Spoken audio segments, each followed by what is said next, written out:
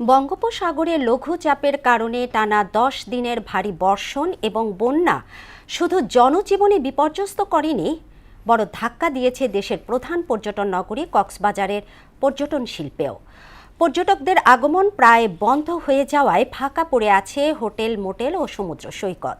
এতে কোটি কোটি টাকার আর্থিক ক্ষতির মুখে পড়েছেন পর্যটন সংশ্লিষ্ট ব্যবসায়ীরা। আমানুল হক বাবুলের তথ্যচিত্রে আরও জানাচ্ছেন মিশাল বিনতে আনোয়ার। সাধারণত ছুটির মৌসুমে যে কক্সবাজার সমুদ্র সৈকত পর্যটকদের পদচারণায় মুখর থাকে, টানা ১০ দিনের বৈরী আবহাওয়া ও বন্যার কারণে এখন সেখানের চিত্রটা সম্পূর্ণ ভিন্ন। নিরাপত্তার কারণে অনেক পর্যটক স্থগিত করেছেন তাদের ভ্রমণ পরিকল্পনা, আবার অনেকে বাতিল করেছেন হোটেলের আগাম বুকিং। পর্যটন কমে যাওয়ায় নেতিবাচক প্রভাব পড়েছে পুরো পর্যটন অর্থনীতিতে। হোটেল, মোটেলের পাশাপাশি ধস নেমেছে রেস্টুরেন্ট, পর্যটক পরিবহন এবং সৈকত কেন্দ্রিক ক্ষুদ্র ব্যবসাগুলোতে। প্রতিদিন কোটি কোটি টাকার লোকসান গুনছেন ব্যবসায়ীরা।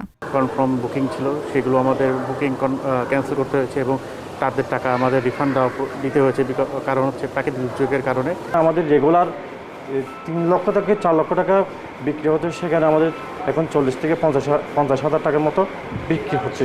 হওয়ার কারণে এখন পর্যটক আসতেছে না, তো আমরা অনেক ফ্যামিলি নিয়ে কষ্টে আছি। আমাদের একদম ব্যবসায়ী তো নাই এখন আমরা কেউ পারতেছি না, এরকম অবস্থা হয়ে গেছে আমাদের। যেখানে আমরা মনে করেন ২ থেকে ৩ হাজার টাকা আল্লাহর রহমতে বিক্রি করতে পারতেছি, সেখানে আমাদের মনে করেন দৈনিক ৫০০ থেকে ১,০০০ টাকাও ইনকাম হচ্ছে না এখন।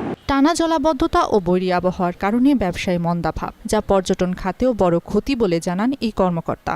দুর্যোগ চলমান রয়েছে, তার কারণে আসলে পর্যটন শিল্পেও তার একটা প্রভাব পড়েছে। হোটেল ব্যবসা থেকে শুরু করে ট্রান্সপোর্ট ব্যবসা, তারপরে রেস্টুরেন্ট বলেন, এর সাথে সংশ্লিষ্ট সবারই এটার উপর একটা ইম্প্যাক্ট পড়েছে। প্রকৃতির বিরূপ আচরণে পর্যটন নগরী সাময়িক থমকে গেলেও নতুন আশায় বুক বাঁধছেন সংশ্লিষ্টরা।